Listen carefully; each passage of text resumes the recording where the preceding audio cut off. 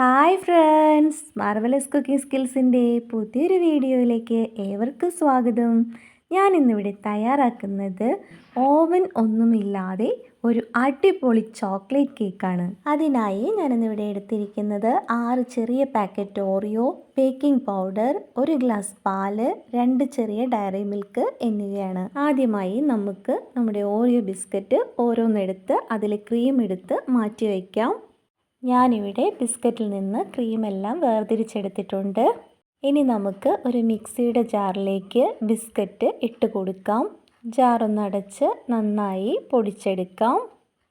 Oreo ഞാൻ നന്നായി പൊടിച്ചെടുത്തിട്ടുണ്ട്.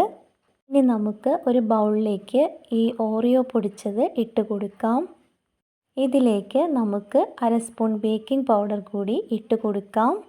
ഇനി നമുക്ക് പാലൊഴിച്ച് നന്നായി മിക്സ് ചെയ്തെടുക്കാം.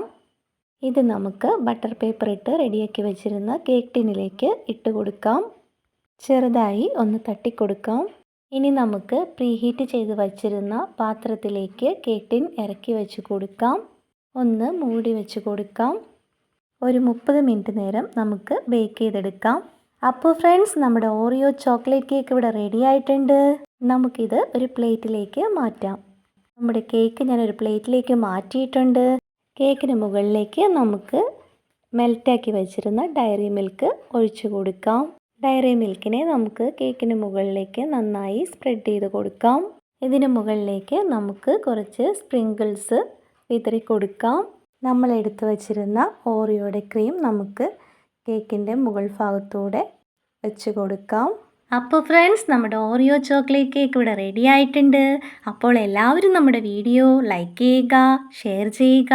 ഇതുപോലെയുള്ള വ്യത്യസ്തമായ വീഡിയോകൾക്കായി നമ്മുടെ ചാനൽ സബ്സ്ക്രൈബ് ചെയ്യുക. പുതിയ വീഡിയോകളുമായി വീണ്ടും കാണാം. ബൈ.